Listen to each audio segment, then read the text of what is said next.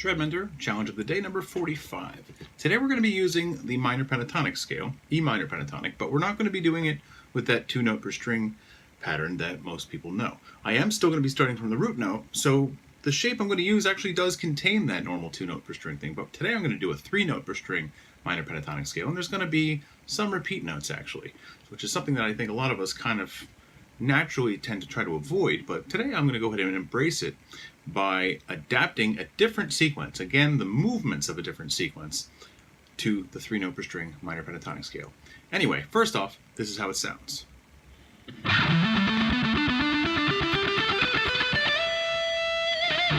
Okay, so what I'm basically doing here is, like I said, I'm adapting the movements of a different sequence. I'm basically borrowing the movements of the 3-note per string hand movements for the basically a sequence of thirds. 1, 3, 2, 4, 3, 5, 4, 6, 5, 7. Okay, loosely, but in general, what happens is you have the first finger and the fourth finger. Then one of these two fingers ends up being the middle finger. So you end up kind of having this pattern that's sort of basically 1, 3, 2, 4, 3, 5, 4, 6, 5, 7, 6, 8, 7, 9, 8, 10, and so on.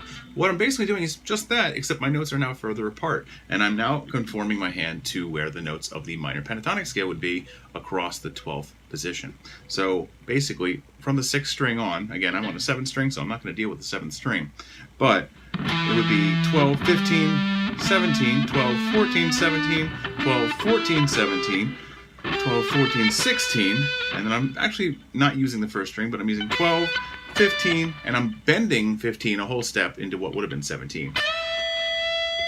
Okay, so when I do this pattern, every 2 strings ultimately gives me a 6-beat phrase. 1, 2, 3, 4, 5, 6, and then when I start the next phrase at the lowest note of the next string, it's going to be 1, 2, 3, 4, 5, 6, 1, 2, 3, 4, 5, 6, 1, 2, 3, 4, 5, 6, and then final bend from that same fret.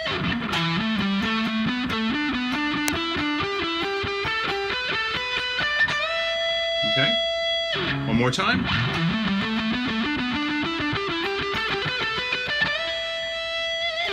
Okay, you give it a try, and I'll see you again tomorrow.